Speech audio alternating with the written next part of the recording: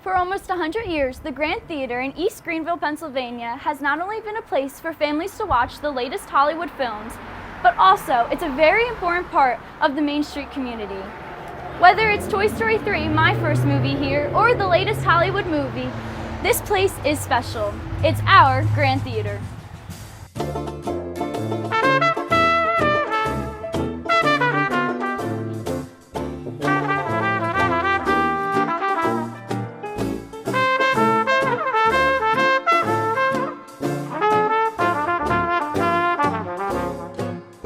I first wanted an old theater when I was about 5 years old.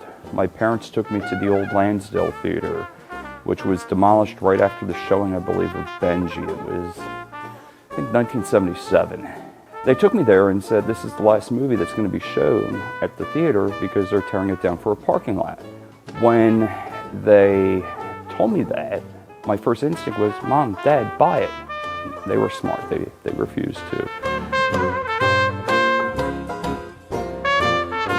My mental state in 2004, when I bought this building, everybody, including myself in hindsight, thought I was insane. But we happen to be the highest grossing, single-screen, privately owned theater in the state. I never thought it would grow like this. Well, I was impressed. I've always been impressed with the smaller theaters, and I was anxious to see what this theater looked like. My wife, Peg, here, had spent some time telling me how nice it is. And I was able to pick up a brochure to see some of the history, and it didn't disappoint. It's more about the architecture and history for me than it is the movies. When we bought this, all the history was pretty much covered up. There were 3 layers of curtains over the walls. It was moldy, the roof was leaking for at least 12 years, and it was a place people didn't want to go anymore. I came in, and on one of the columns, what the heck's behind this moldy curtain? Start peeling layers of curtain back, get to horsehair, and I find a corner of the large picture frame on the walls. I'm like, holy moly, this place got to remain a theater. It's intimate. You look at some of the styling on the walls, the reproductive tin roof that was put in to kind of capture the time element of the building. And I'm of the age that can appreciate these earlier theaters. To quote several people of the Theater Historical Society, people in government, we are an outstanding example of small-town theater architecture, perfectly preserved.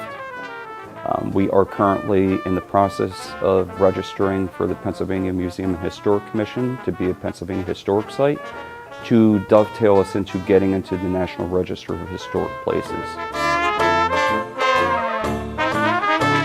There's a big push in the industry to make it more elite, to go with the premium seating, to go with the recliners, to go with in-food dining, to go with bars.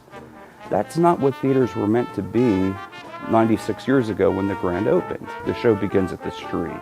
So you're approached by this larger-than-life, bright, garish marquee that gets everybody's attention. And then you come to the box office and you exchange real cash for fake cash, a ticket.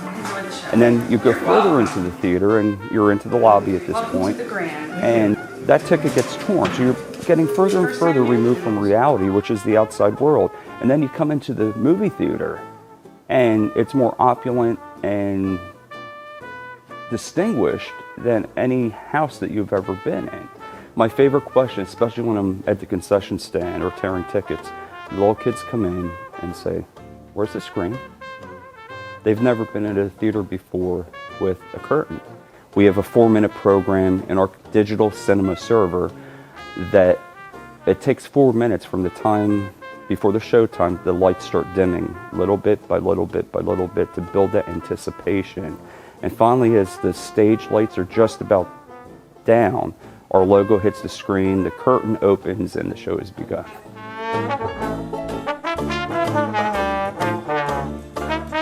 I have a 65-inch TV at home and I enjoy watching it, but it's not the same feeling as going into the theater with the sound, the popcorn, having everybody there and seeing a movie all together. And I think it's just, in today's technology, you can get lost in cyberspace and in the feel of not being around other people, but it's one of the last few places we can go as as a community and a group and still enjoy being together.